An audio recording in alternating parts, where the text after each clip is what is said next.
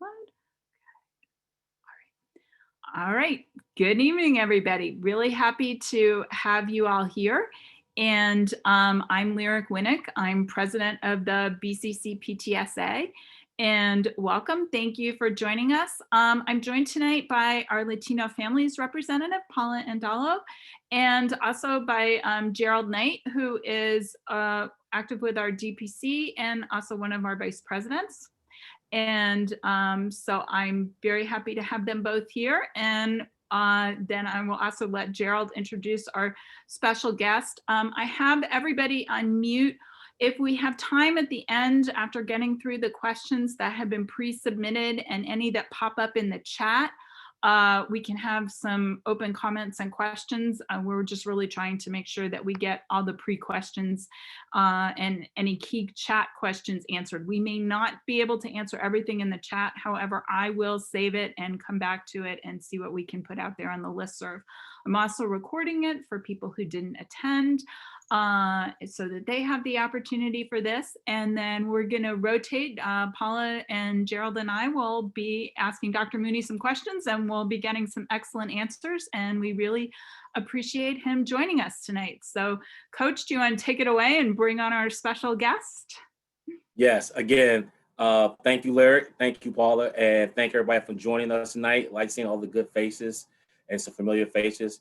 It is with honor and pleasure I'd like to introduce our principal at BCC, Dr. Shelton Mooney.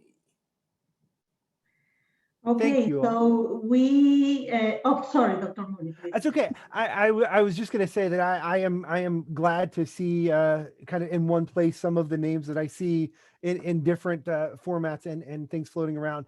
Before we start, I feel like I need to always add this disclaimer in everything that I say to anyone these days, that any answer I give is as of 7:35 tonight, because all of it is so subject to change. Literally, I was on the phone with a parent this afternoon, and I was sharing that on March 12th last year, 30 minutes before the governor announced that he was closing schools for 2 weeks, I stood in front of my faculty and said, there is no way they're ever going to close schools. They're going to do everything they can to keep them open. So I am horrible at predicting the future. So anything I'm telling you is what I know right now. I will probably not be willing to make many guesses about what's happening in the future, because it's just not a good thing for me to do. So, Ms. Andalo, I will pass it back to you. I apologize. I just wanted to kind of frame that in terms of where we are. I also promise to say I don't know if I don't know the answer, rather than make something up. The first package of questions is about the reopening. So the first one is, could you detail what specific steps you are taking now to prepare for the return to in-person instruction this spring? So there are a lot of pieces that are moving toward that. One of the pieces that we have, so we have two parts that we are looking at BCC. One is just the operational side, which is just purely the logistics of moving students in and out of the building in a safe way, how they interact, how they move around when they are in the building, the same way how we have teachers moving in and out of the building. I don't know how many of you are brand new parents and have never been in our building, but if you haven't, or if you have even, you know, it's a unique layout, and us looking at examples of other schools is not always a good thing. But MCPS did set up 3 model high schools, or 3 model secondary schools, 2 high schools and a middle school, for us to use, where they went through and had public health experts come through and kind of set up one-way directional hallways and all that. So that operational side we are in the midst of right now. If you came in, you would see, you know, labels on floors that show which way you go in that hallway. You would see desks either pulled away or clearly labeled as you can sit in this desk, you can't sit in this desk. You would see all of those pieces. And in addition to all the other safety concerns, the upgraded filtration that's been added in all of our rooms, all of those types of things. The other side, which is even a little harder to deal with, honestly, is the instructional side. So we are in the process of looking at really what there is, what we can provide to students when they come back into school. And if you've looked at the last board meeting or the information they provided, they shared, you know, the 2 phases with 2 groups in each phase, group 1A and group 1B, I believe. I don't remember what they called it, 1.1 and 1.2. But anyway, we are looking at the people who indicated that they wanted to come back to school. For us, our first group in would be seniors, which is actually in the second wave. We don't have any of the career tech programs or the special education programs that are in that group, that first group 1.1, I believe it was how they indicated it.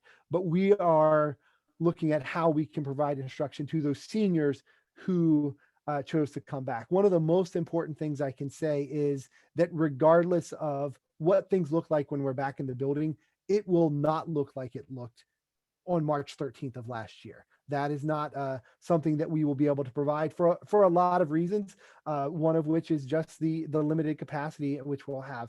Most of our classrooms will be at between, by the time we factor a teacher in there, 10 or 12 people in the room. So it just is a very limited capacity that we'll be able to do that. So right now we're looking at how we can make that operational model work with the students who wanted to come back. And also, to a much smaller extent, we do have some staff members who will not come back until there's full vaccinate, or I don't know if herd immunity is the proper term to say right now or not. I'm not a health expert, but until we're reached that point, because they do have ADA accommodations. And it is a very small number of staff at BCC, but we have staff who would not be back in the building at this point because it is not safe for them personally to be back there. So we're working on all of those pieces. We actually, our goal is the board meets on February 23rd to make their next decision of whether whether March 15th is still the date we're coming back, or whether that deadline or that entry date is being moved further down the road. And our goal in our preparation is really to be able to share exactly what it will look like as soon as the board makes that decision, so that we know what we're working with, and so that also parents have the option at that point also to make a decision about whether or not they want to change their mind, especially if they want to change their mind and not come back to school. Our hope is that we would also have some spaces available if parents looked at what we were doing or saw how their student was performing, and be able to allow more people to come back in. That's based on kind of availability of staff, but our hope is to be able to allow people to switch both ways with that. I think you already responded most of the question, but I will read all of them. Will 5 days per week in-person school be offered to all students for fall semester this year? So that's a predicting of the future question that I'm afraid to do. I very honestly, I have not heard any conversation for anyone about what the fall will or will not look like. And the next one is also about, will schools reopen in the fall? So the same questions. Yeah. When are teachers getting vaccinated? So MCPS, this is one that I actually have really fresh information on. So MCPS is working with the health department, but also with Johns Hopkins to get MCPS staff vaccinated. So we got an email, today is Wednesday. We got an email on Monday that said, if you get an email from Johns Hopkins that looks like it might be a phishing scam, it's not. You actually need to set up an account, because then they'll send you to get your appointment for the vaccine. So I could tell you that, and for teachers that's rolling out, it's in waves. I got that email yesterday. I'm getting my first dose of the vaccination tomorrow. My wife, who is also a teacher in MCPS, got her email to set up her account tonight. She got it just a few minutes ago. She set up her account. So now she's waiting for kind of when her wave of appointments is available. So that first wave is going through right now. It did not say on the website which vaccination, which company we're getting the vaccination from. I believe one of them's a 3-week gap and one's a 4-week gap. I don't know all of those details, but I can tell you that it's definitely in progress in terms of vaccination for teachers. What will hybrid look like for IB diploma students? What about classes with both juniors and seniors in them?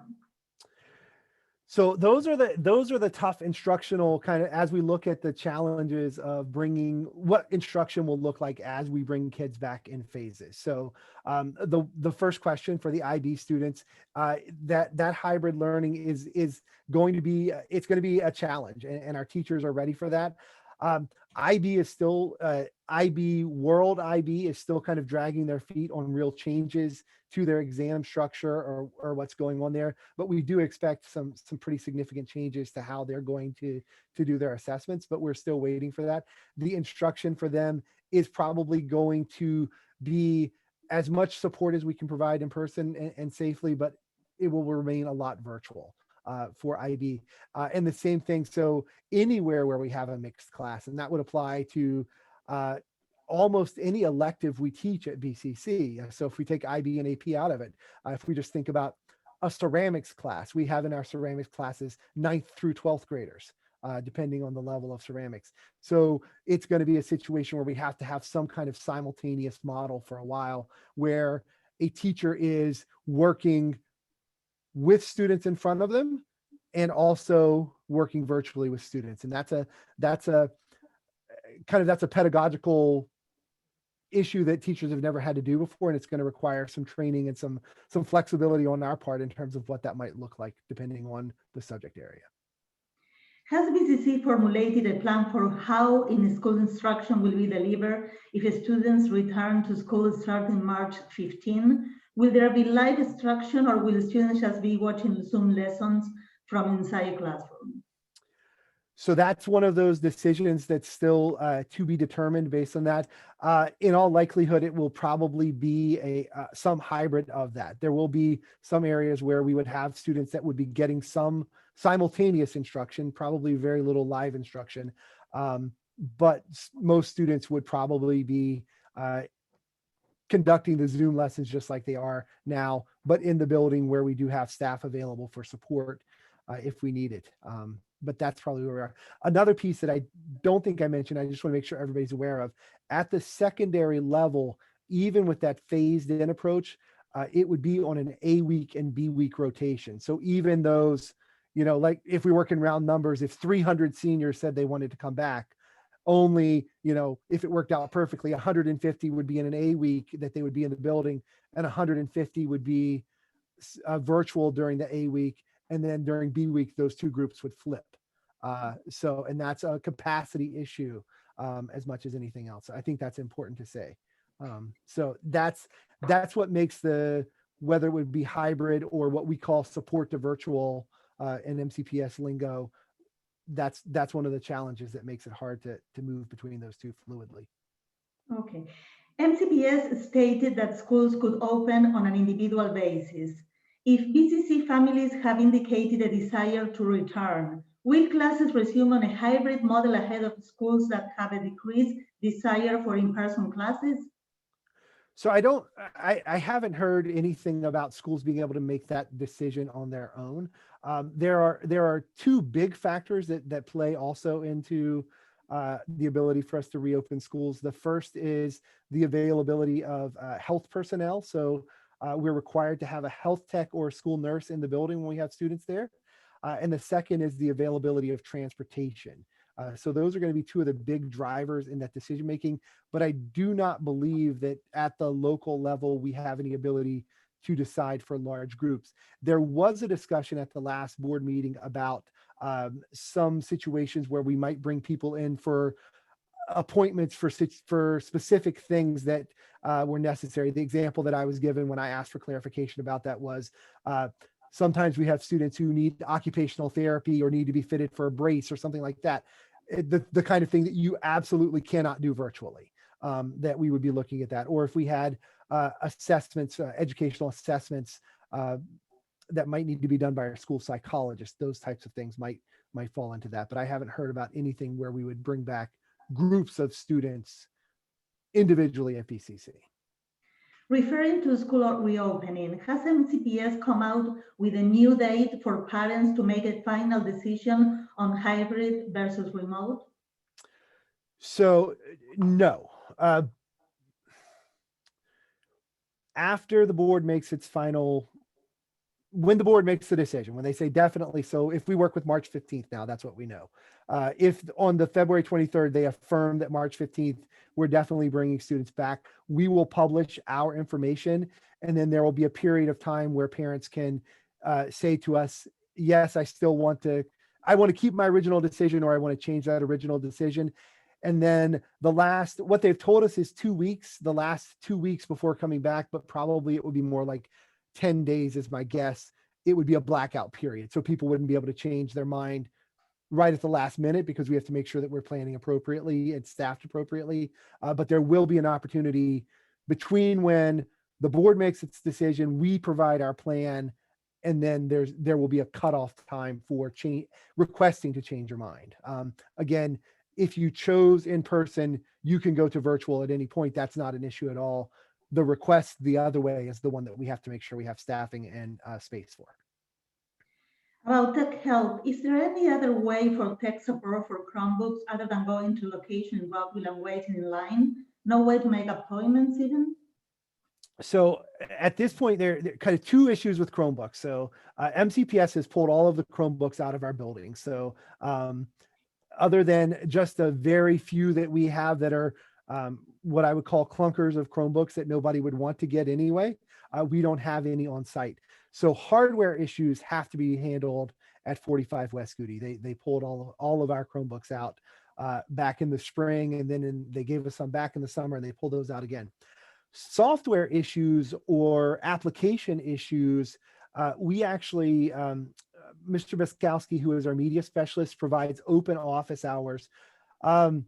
I'm going to say every day during lunch, at least 3 days a week. I want to say every day, though, that he's available. And if you just go to the Media Center website, you can click on his link, and he works through issues with students on that basis.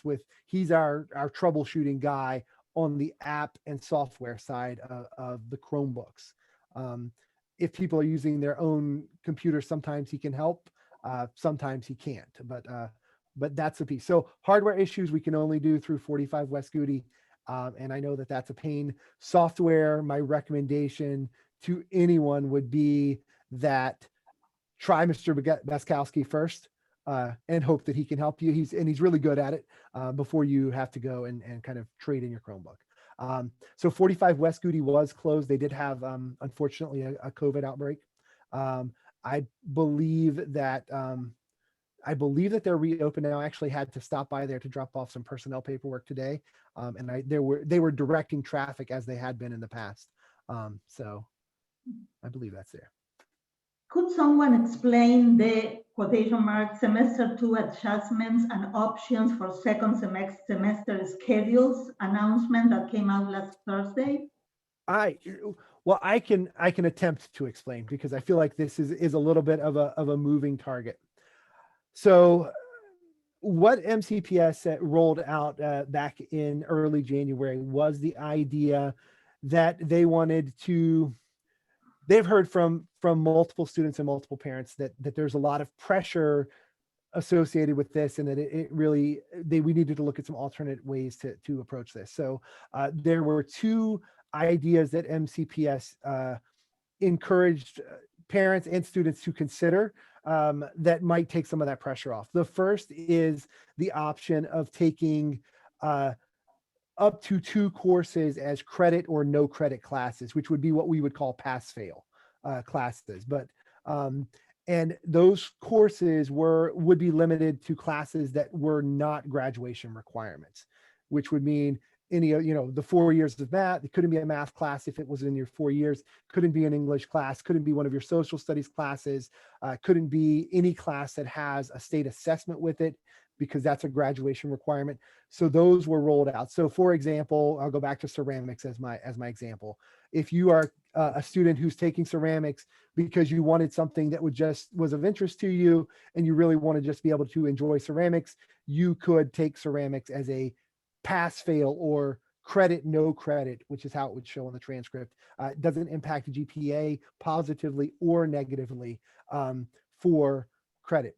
The other option that MCPS encouraged us to make sure that people were aware of and to be, I'm going to say, much more lenient on than we might have been in the past, was the idea of abbreviated schedules, where a student might not take a full 7 class course load. And again, we look at that.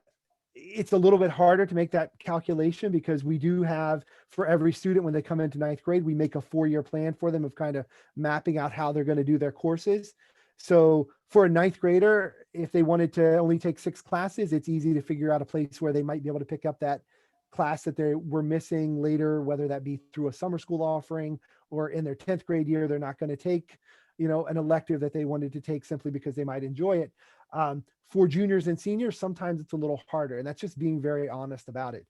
If they've made their 4-year plan and 7 of their classes in their junior year are classes that they need for graduation because of how they mapped out their plan, it becomes a little more. But we are looking at that a lot more. We're being, I guess, a lot more open about the idea of abbreviated schedules and really approving them.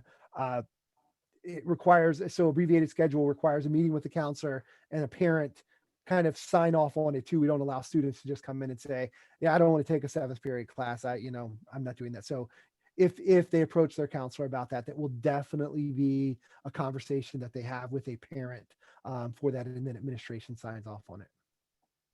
Okay, so the last one from my side, can the school plan some social events for the freshmen in particular? Yes, and we are, Miss Adamson, who is the 9th grade administrator, is working on some social events for small groups of freshmen that they are, she's by invite only. So she's working on plans of those. It will take, we have over 600 freshmen, so it will take her a while to get through it. But as we talked about it, if she just did one big event, there would, kind of get lost in the crowd. So we're looking for small numbers and ways we can engage and have smaller groups of freshmen that we do something with. But those would still be virtual, correct? They would still be virtual. Yes. Thank you, Dr. Mooney. Lyric? All right, I'm batting second. So I'm going to take on some of the issues around academics, but I did want to return to one of the questions that's in the chat because I think this will help to clarify for parents. Basically, the likelihood is limited, Dr. Mooney, that when kids come back to school, they are going to have their same teachers in the classroom interacting with them, and will be switching classes and have something that resembles their previous school experience. It's more likely they're going to be in single pods in one classroom, and the interactions would take place inside that classroom rather than a lot of movement through the building. Yes. So that would be, if right now that is the way it is looking, honestly, when we look at it on paper as we do our different permutations. So it would be, as I kind of have looked through it, that it is like we would be providing support and we would have teachers in and out of those rooms, and a student who's in pre-calculus might see a math teacher during the course of the day. It might not be when they're taking math, and they might be able to get support, but they would be in a room together. So a pod idea, if you wanted to think about it like that. Excuse me. And also that kind of one of the benefits we see for students with that is that we are providing some social interaction, because it would not be come in, put your headphones on, sit from 9 o'clock until whatever time dismissal is, 2:30. It would not be on that schedule. So there would be those socializing opportunities, but not a normal school day. Not Like going through the hallways, and you would eat lunch most likely in that room. Like nobody would be Yes. going out for lunch. You wouldn't be congregating in the hallway. So it'd sort of be the luck of the draw, the students that you ended up in your pod with, that hopefully it would be some students that you could come to enjoy. Absolutely. Absolutely. So that's I am glad you mentioned that, Lyric, that I want to be very clear, like closed lunch. Like there's open lunch, I know is a long tradition at BCC, but anything we do this spring will be a closed lunch. Students will not leave and come back during the day. And so basically, so they're going to have that, and you will have an adult in the room, somebody who can offer you some support. It may not necessarily be in every class or every subject. You could have a math teacher, who's not going to be able to do too much for you in English, and vice versa.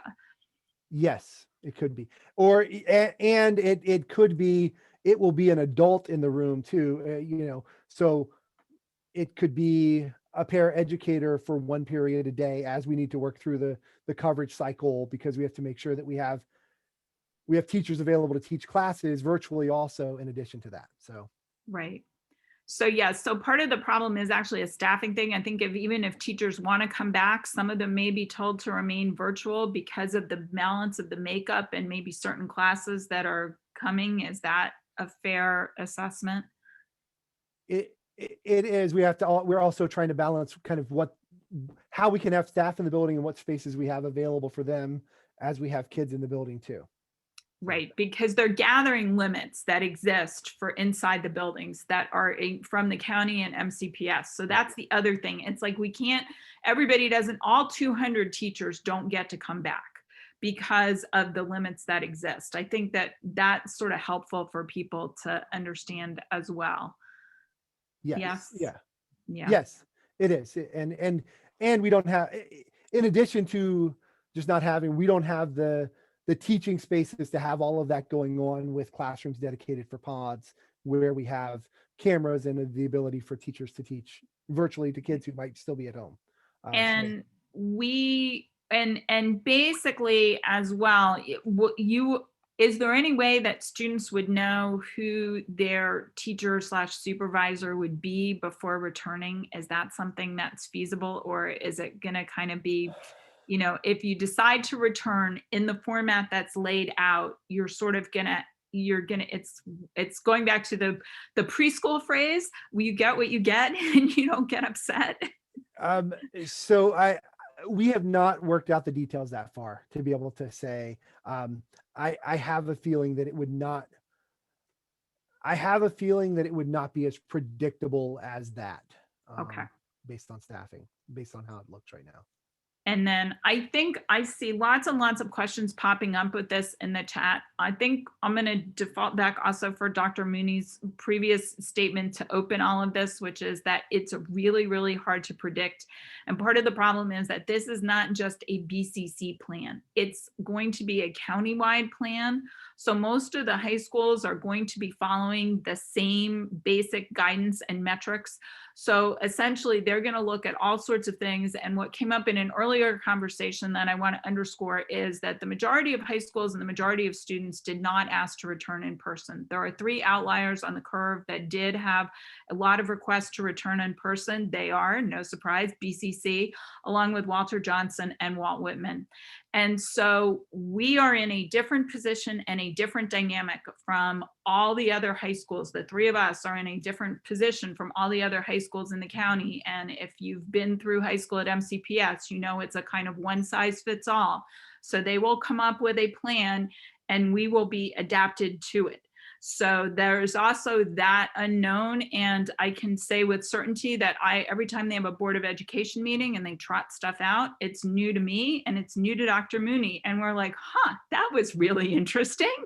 And so I have a feeling that many of these questions are going to be basically resolved or somewhat illuminated on February 23rd, 24th. And we will all get to say, that was really interesting. Dr. Mooney, if I put words in your mouth, would you agree with my words? I would absolutely agree with that. So I can share, and I know I'm looking at the time and realizing that we're off the track here. But the high school, so 25 high school principals we meet together twice a month to talk about this. And at our last meeting, we were talking about some of the options, and definitely the principal at Walter Johnson, the principal at Whitman, and I were feeling like we were definitely the outliers. Like we had people who had 300 students total requests to come back. And I have more than 300 seniors who requested to come back. So it's just kind of that, like, it's not apples to apples, but in some ways, MCPS will provide us, in the end, they'll say, here's the option, not here are the options, here's the option, and then kind of make it fit what your scenario looks like. So there will be some of that in the end. So that is a challenge. So I'm going to turn to a bunch of academic questions that we've gotten. And first, the semester changes next week, teachers change. Just give us a quick, I know you're going to cover this tomorrow night. I encourage everyone to come tomorrow night with the questions, but what is the quick and dirty about how will their tiles change on their Canvas page? And, that's what will happen on Monday morning?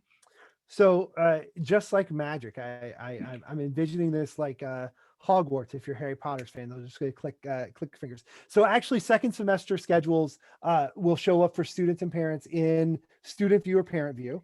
And then on Monday morning, when students log into my MCPS classroom, their new tiles will be there. The Zoom links will be in, it'll be all set. We also are gathering, just like we did on the first day of school, in preparation for kind of those hiccups where things don't work out the way we believe they should, or the way, even for those hiccups where students aren't seeing on their screen what we're seeing on our screen on this end. We're gathering all those Zoom links together. Mr. Beskowski will be available kind of as a quick troubleshoot to help kids get into class. But all of those will switch over automatically on Monday morning. They're ready to go. The other piece that goes with that is we have had to do a little bit of digging, and in my bulletin this week, I will provide the directions on how students will be able to access their first semester classes, because they also disappear. Now they stay there, they just get hidden under, I think it's a label called past courses. I'll put the directions in my bulletin so it's there. There's a way for them to get to all of that information. It's just not as easy as clicking the tile on the top. They have to go back into the past. But if your child had any class where they used my MCPS classroom last year, they can still go back and get that information too. So again, new learning for me. Literally learned it today. Have a staff member who is also a parent, and he sat down beside his child and worked it out for us and gave us the directions. So it's there. But it will transition over on Monday morning, but those second semester classes and everything are available in parent view and student view. You should be able to see that schedule already. Lots of concern about how much instruction has been given, not given this year, and lots of instruction, both in terms of how that can be made up, and also in terms of registering for next year, where kids who might have signed up for AB and IB are not feeling that confident because this has been a challenging environment. What are your thoughts on that? Okay, so I will start with that with a thought that I've shared with. So I have a daughter who's a senior in high school who was beside herself that she didn't have a good SAT score to share with the college. She's as good as she wanted anyway. And when we talked about it, the advice I gave her and kind of the statement that we made is that every college knows that every student is going through this. This is not a unique to us situation. So that's a piece that's important. Like we all know, every teacher knows what students are participating in this year, and that they kind of what they will be coming in with. So every geometry teacher, for example, knows what's happening in the Algebra 1 curriculum. There have been opportunities that all of those sequential course curricula are being looked at again. They've already been really cut down to the bare bones. Not that I thought they were really full of fluff before, but they've been cut down to really the most essential pieces. And then the sequential courses, they've been looking at how they can add in and go back and reinforce those skills that build on each other. So that's a piece that we all know. I know probably that there's a question somewhere in about summer programs and how those will be done. Very preliminary conversations I have heard about the idea of offering what I believe last year they called them boost courses, but really looking at having some of those bridge offerings that we might be able to have between students. Again, when we're thinking about sequential courses and students who might be looking at going from, for example, honors physics to an IB physics, which, there's a considerable foundational knowledge that you need to have there, where we'd be providing opportunities for them to spend some time over the summer if they chose to do that, and do that. But going back to it, our AP and IB teachers will all know what the kids are coming in with and how they need to adjust that. So yes, it's something we're going to have to deal with, but it's something that I think we're prepared to deal with in terms of really just addressing the needs of the students where they are.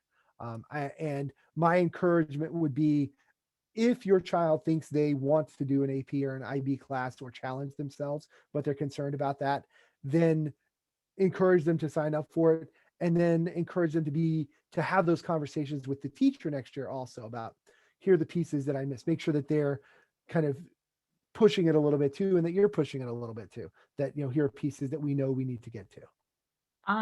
I think that there were a couple of things that were raised that in terms of AP and IB this year that they had mentioned at the previous Board of Education meeting doing some catch up for this on Saturdays, but we've yet to hear anything about that. And then is it somehow possible to do some additional review on Wednesdays, not simply office hours, but actual class time? And I will say this, also adding in the caveat that AP has said that they will offer live review during the month of April for students around the country.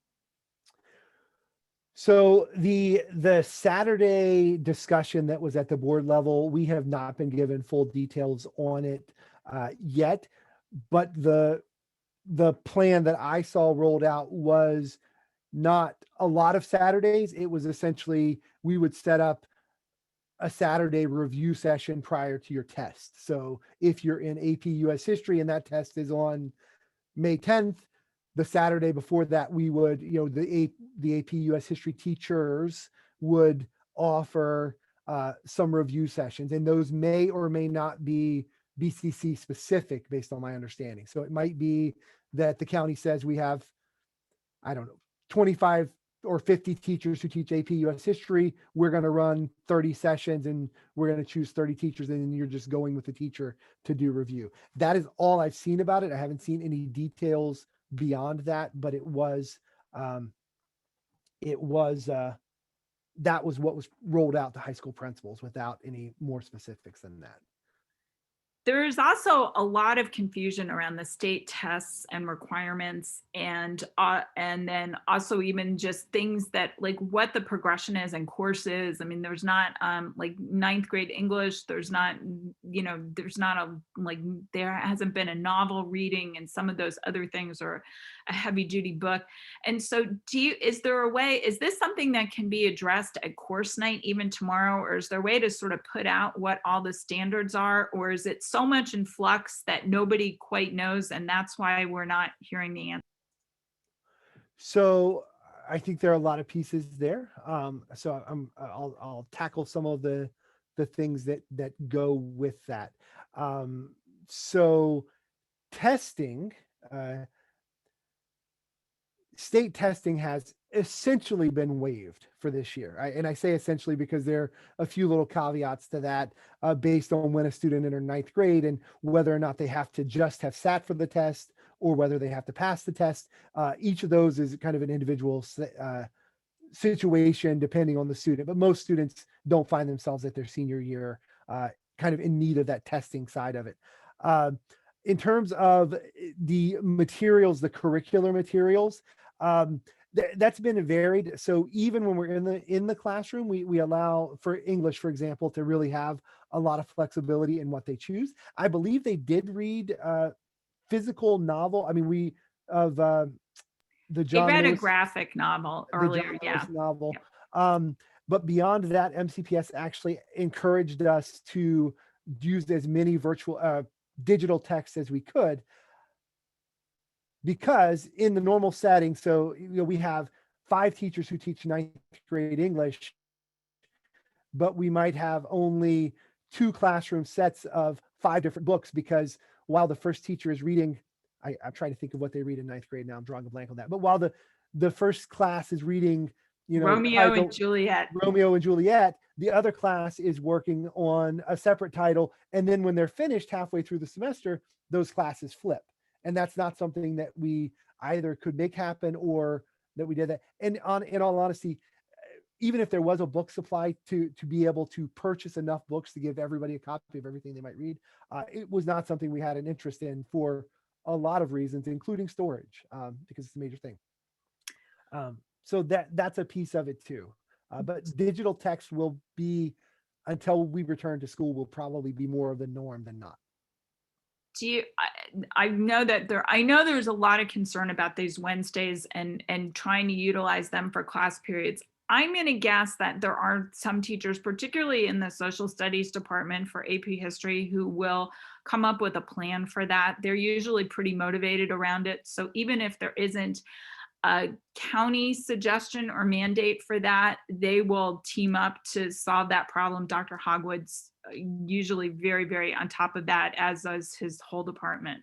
Would that be a fair assumption, Dr. Mooney? It would absolutely. And so you all will get a preview of something else that's coming. For the semester, we are actually going to change our Wednesday schedule from the way it has been by period to actually make it by department for that very reason, so that the AP NSL teachers, for example, can get together and have a session with their students where they're working on things. And there are 4 different teachers who teach AP NSL, so they might be doing 4 different things. So your child might be reviewing or working on something with the teacher that's not necessarily their own, but they're doing something to expand the content.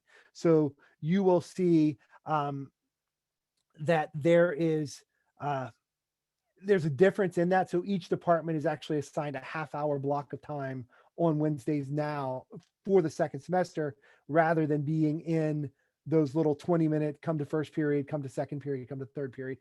We did away with that in favor of allowing departments to be able to work collaboratively and really kind of meet their students' needs, especially for those high stakes courses where we know there's an assessment at the end that we need to get to. Great, thank you. 2 questions having to do with IEP and 504 students, special education students, and then I'm going to turn it over to Coach to ask about athletics, because I know there also have been a lot of things about that, and if we are able to get to seniors, if we do not, I just want to give you a heads up that there is going to be a senior parent night meeting in February, so lots of senior questions will get answered then, so please keep them coming.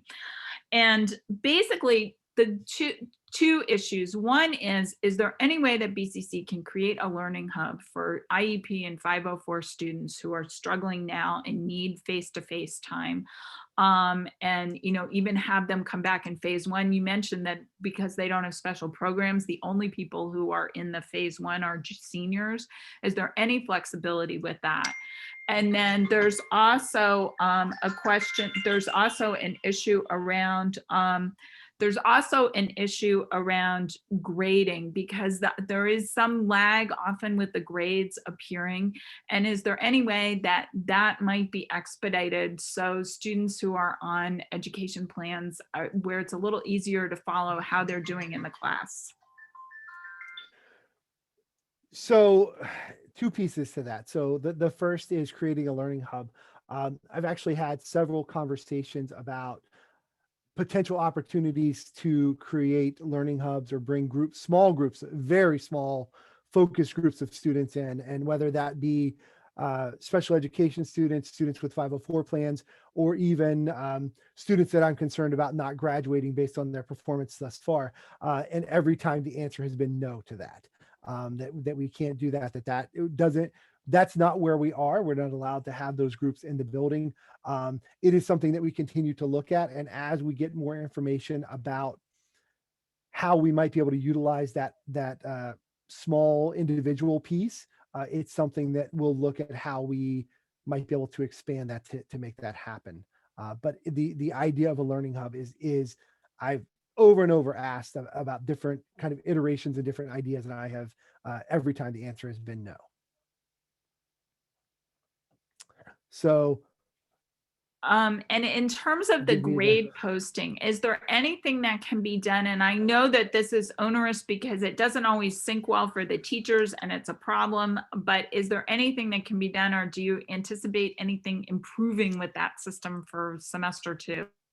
So there are some pieces with that are a little tougher to navigate. So the first is really the amount of time that teachers contractually have to update their grade book, which is 3 weeks from giving an assignment. So that's a piece that's a challenge from the beginning. I will say that, the goal is, and what I communicate to teachers is that we want students to have feedback on the work that they're doing, because that's how you learn, is the feedback, using the feedback that you get to make improvements and not make even the same mistakes over and over again. So the goal is to have that. If you as a parent, and this is IEP 504 or any parent even, I had this conversation this afternoon with a parent. if you are seeing in parent view or in student view that grades are going, it's been 3 weeks, a month. The one that I had the conversation with today was December 14th and December 10th for 2 different things.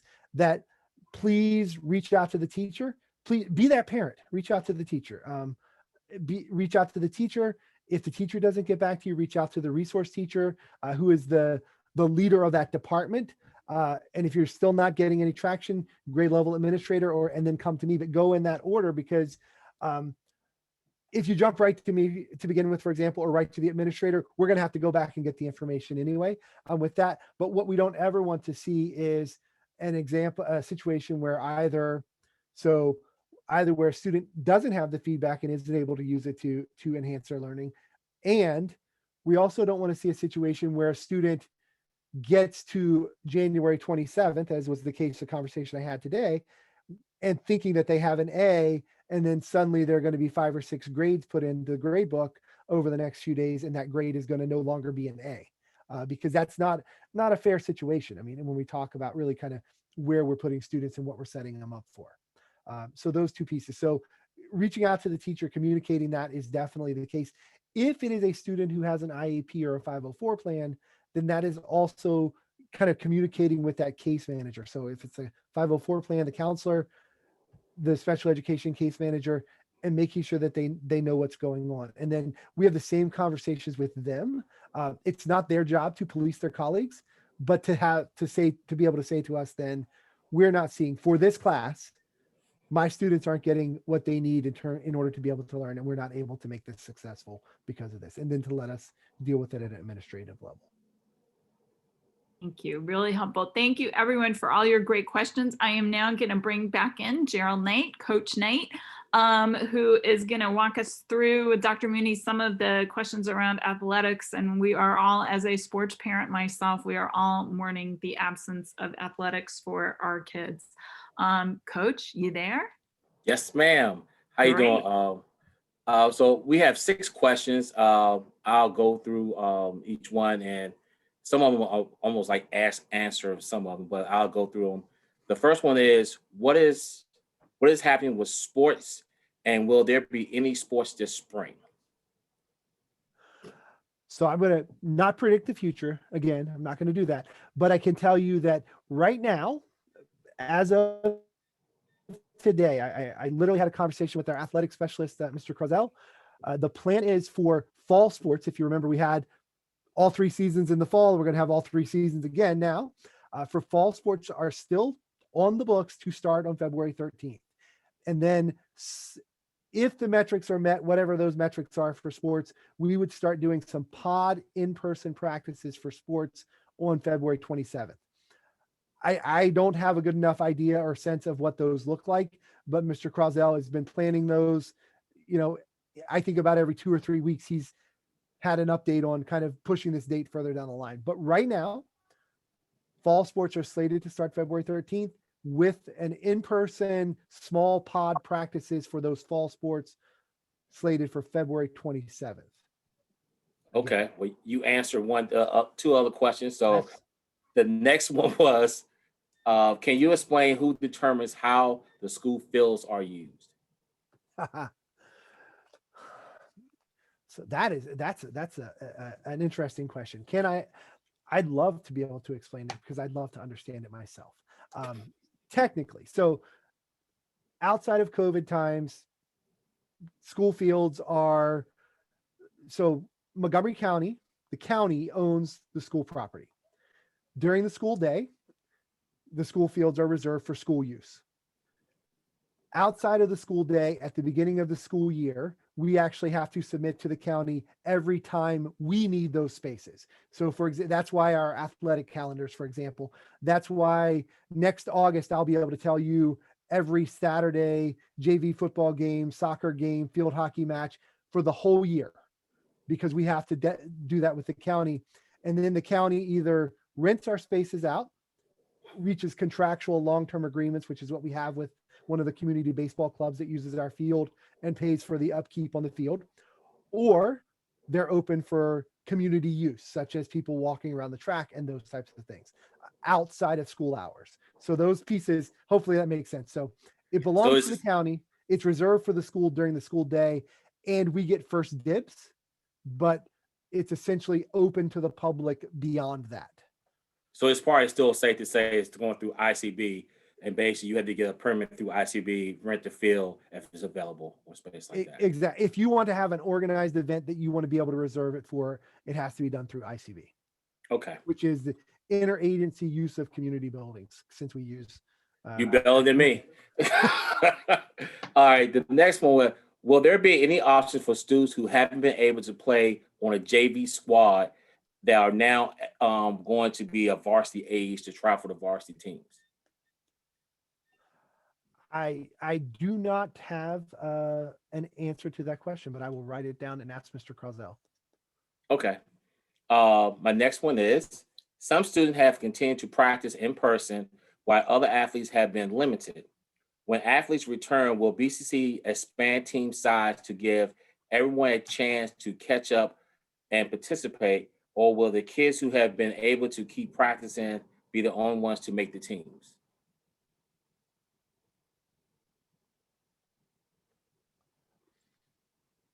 I don't know. That's another conversation I'd have to have with Mr. Crozel, and look at really how we're doing that. So I want to be clear about that. There have been no organized BCC practices. So if people have been practicing outside, it has either been on their own or with, whether it be AAU type events, or there have been no BCC practices. So that piece I want to be clear about. But I will bring that question to Mr. Crozel also and see kind of what he has in mind for that, and how our coaches are looking at that, and what guidance he's going to give coaches on that.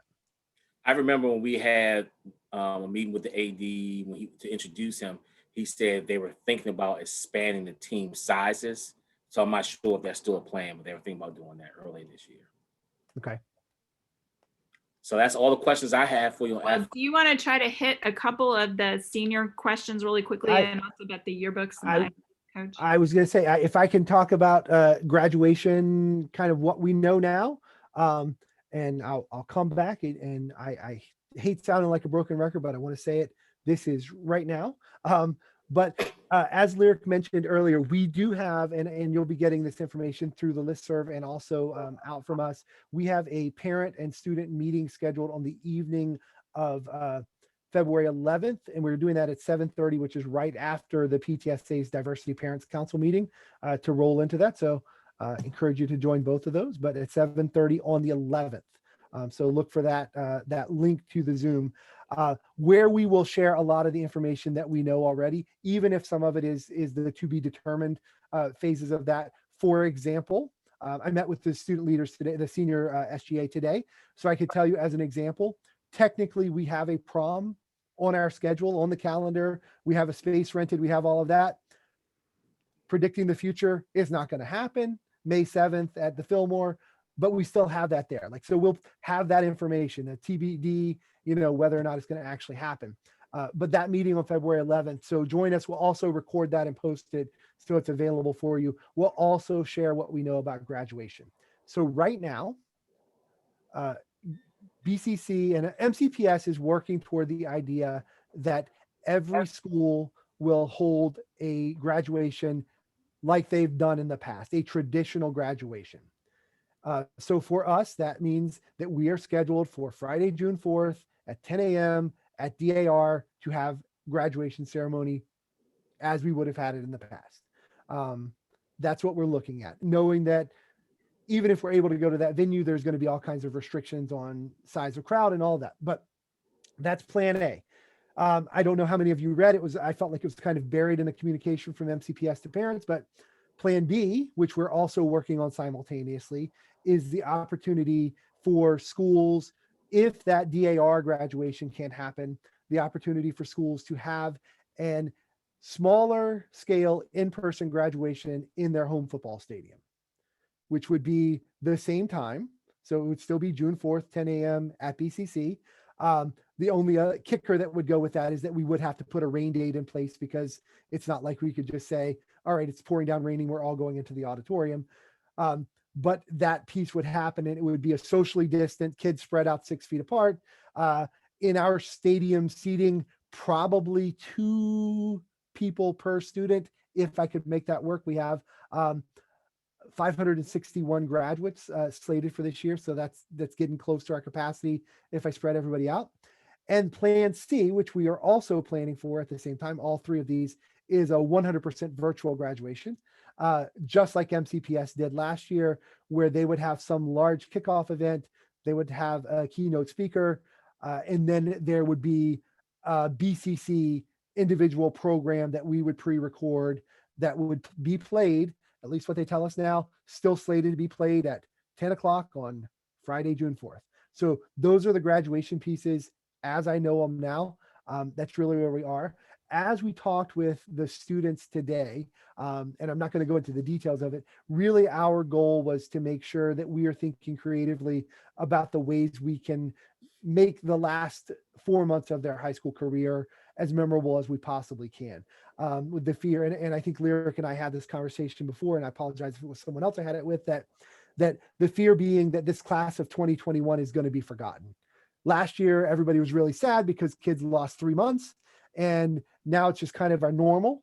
And we want to make sure that our students don't have that. So we talked with the class officers today, and we really took every idea they had. I said, some of these I'm not going to comment on right now, but some of these are probably a non-starter from the very beginning, like having a picnic on the front lawn, just not going to happen. But like, let's get those ideas out there so we can see what we can possibly start doing. So that's a piece I'm going to be coming to the PTA with. I'm going to be asking for parents to kind of help us with how we can make some of these things work so that we make sure we have a memorable experience for our seniors. So, and the PTSA does have a large committee of parents already who have stepped up. So if you're interested and want to join, I will put out another email again, and we're happy to have you. Also, I know Dr. Mooney has to go. I'm going to turn it back to Coach Knight and thank Paula. Yearbook photos for 9th, 10th, and 11th grade, school ID. Any chance of that? So yes and no. We have scheduled, we are working also under the presumption that March 15th, we're going to come back. So we've actually already scheduled with Victor O'Neill Studios to have them come in and do pictures if we return to school. So students would get a school ID just like they have in the past. You literally take your school picture and do that. I doubt that's going to happen, but that's just me. But for yearbook photos, there's a plan that Ms. Chung is going to be rolling out and sending out requests with instructions for how to take your own picture to be included in the yearbook. Her first major deadline was this weekend, and that was to get the senior layout in, which she's been really focused on. And now the underclassmen photos is the next major layout. So Ms. Chung, who's the yearbook supervisor, will be sending out that requests and instructions for how to take those pictures very soon. But student IDs otherwise, it is my understanding, and freshmen, this may be a little bit of an issue with that anywhere that would, at least Montgomery County locations that would have taken an ID will still accept last year's ID. Like, they aren't looking at it and say, oh, that says 1920. Doesn't mean that it's going to happen everywhere, but that's my understanding, that should be acceptable. Thank you, Paula. Thank you, Coach. Coach, I'm going to turn it back over to you to do the send-off. All right, I'd like to thank everyone again for coming out. With all this parent participation, that's the reason why I think BCC is such a strong community. I want to thank Lyric and Paula for helping us pull it together. And we'd like to thank you, Dr. Mooney, for joining us tonight. And we really appreciate it. And as always, everybody stay safe. Goodbye. Thank you.